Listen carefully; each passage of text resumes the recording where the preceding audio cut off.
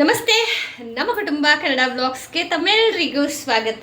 ನಾನು ನಿಮ್ಮ ಪ್ರೀತಿಯ ಭಾಗ್ಯ. ನನ್ನ ಮಗನಿಗೆ ಈಗ ತಾನೇ ಸನ್ಮಾನ ಮಾಡಿದ್ದಾರೆ, ಪುಟಾಣಿ ರಾಜನಿಗೆ. ನೋಡಿ, ಹಿಂದಕ್ಕೂ ಕಾಣಿಸುತ್ತೆ, ಎಷ್ಟು ಚೆನ್ನಾಗಿದ್ದಾನಲ್ಲ ಗೈಸ್.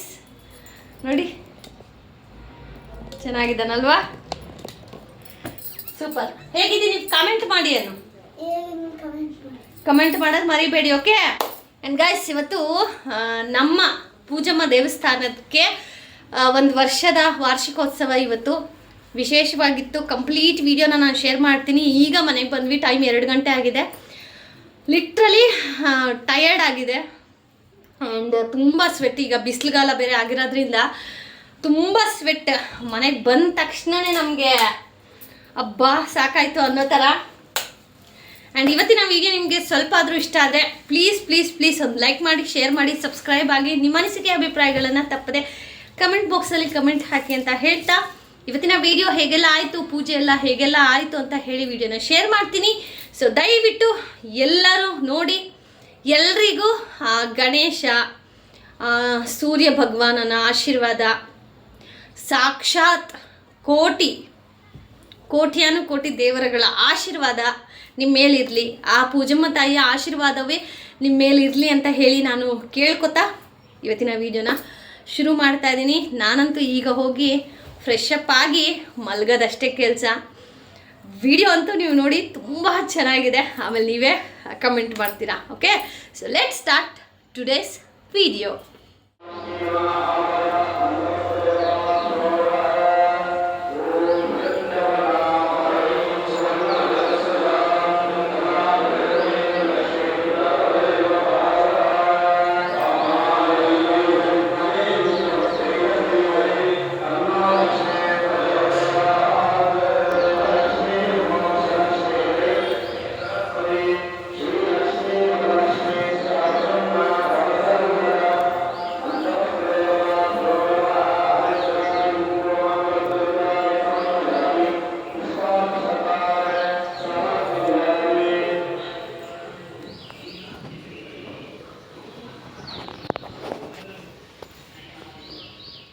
ಗಜಾನನಂ ಭೂತಗಣಾಧಿಸೇವಿತಂ ಕಪಿಲಜಂಬೂಫಲಸಾರಭಕ್ಷಿತಂ ವ್ಯೋಮಾಸುತಂ ಶೋಕವಿನಾಶಕಾರಣಂ ತಮಾಮಿ ವಿಘ್ನೇಶ್ವರ ಪಾದಪಂಕಜಂ.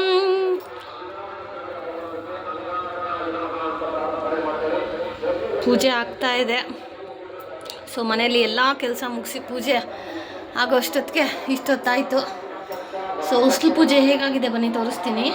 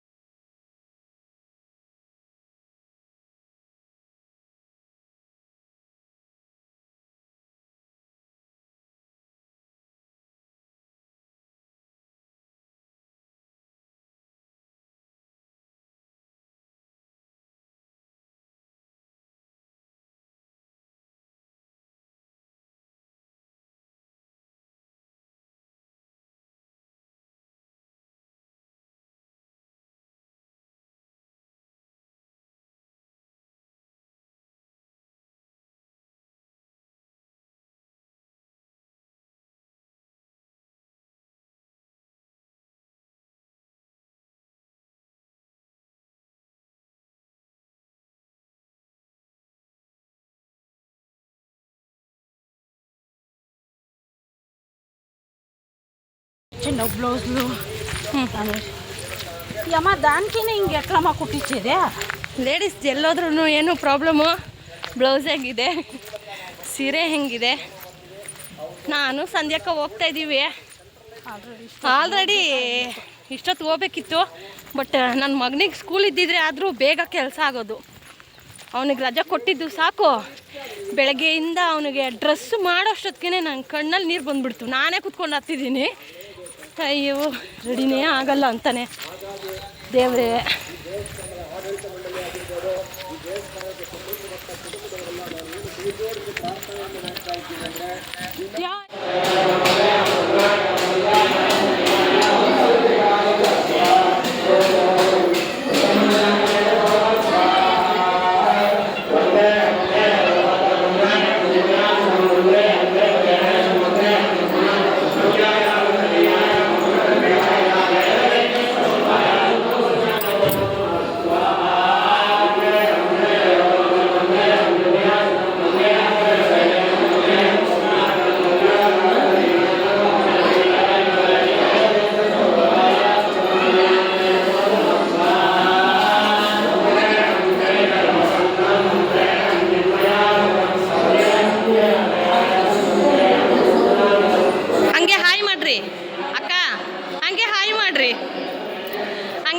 ನೋಡ್ರಿ ಅಂತ ಇದೆ ನಿನ್ನೆ.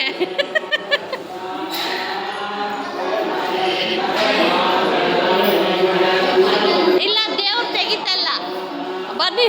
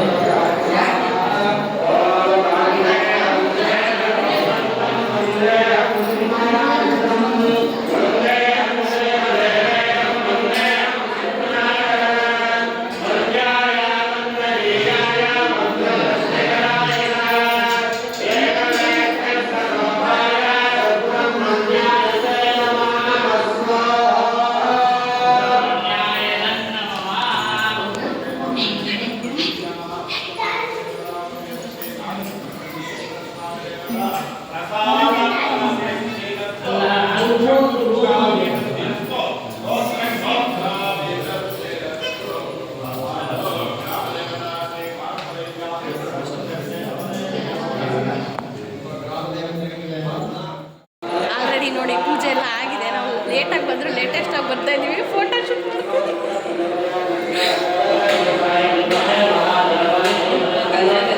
ಹಿಂಗೆ ಚೆನ್ನಾಗಿದೆಲ್ಲ.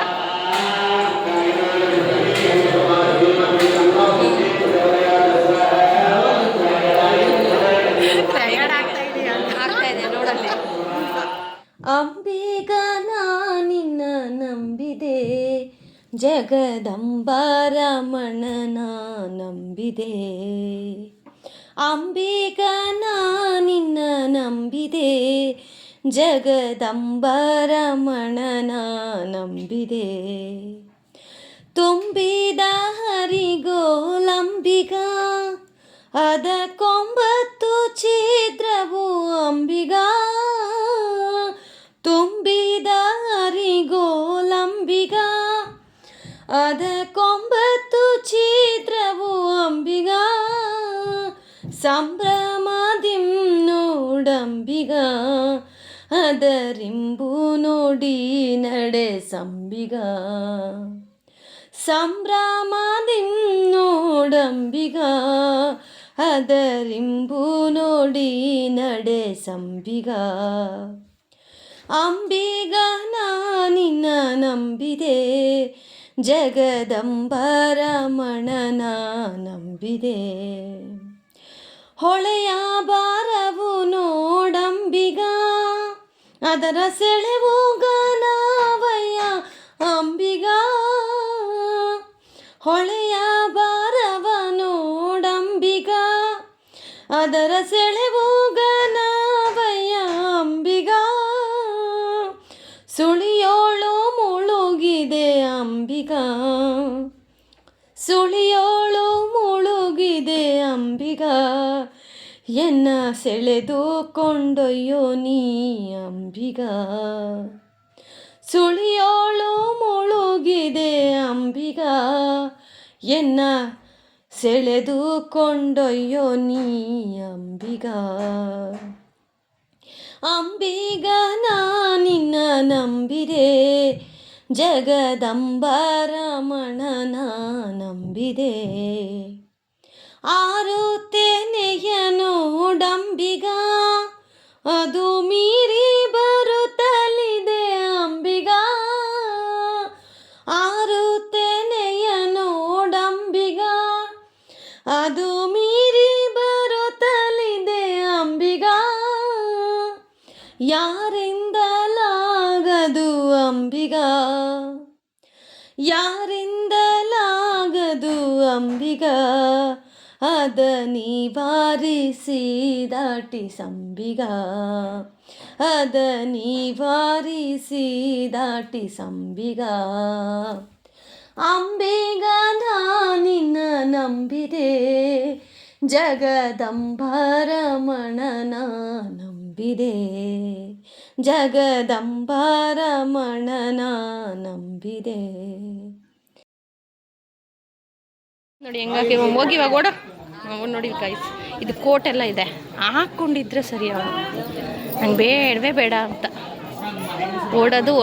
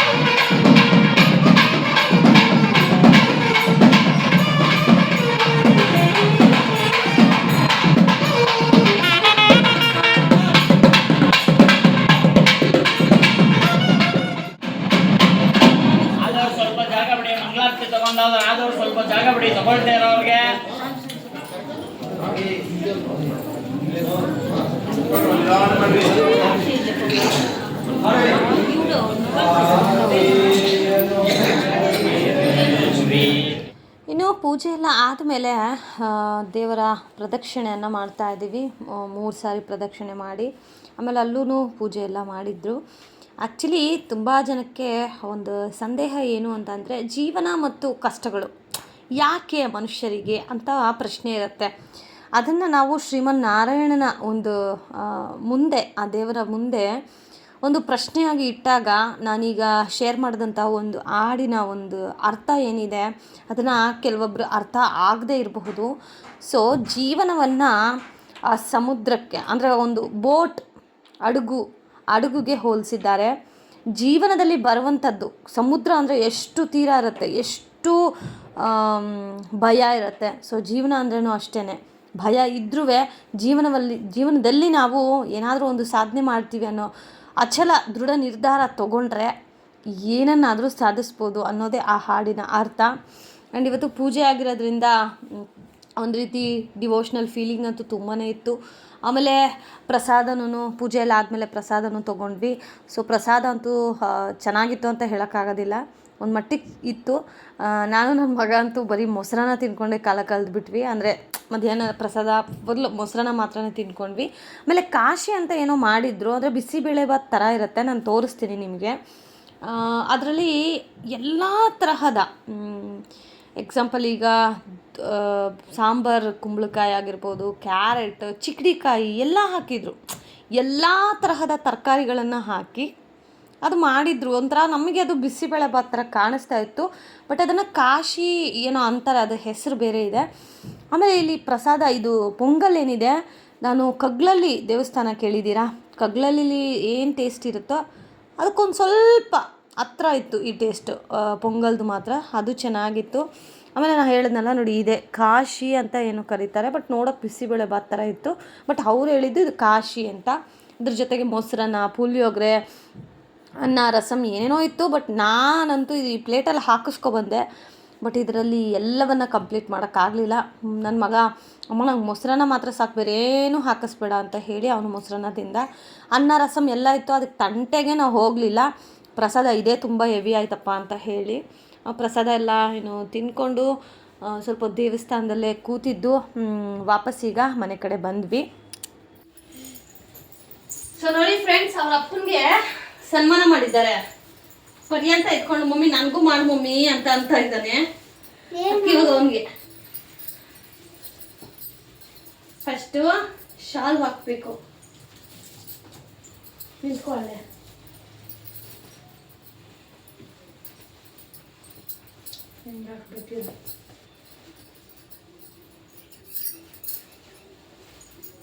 ಫಸ್ಟು ಈ ಥರ ಶಾಲ್ ಹಾಕಬೇಕು. ಇಟ್ಕೊ.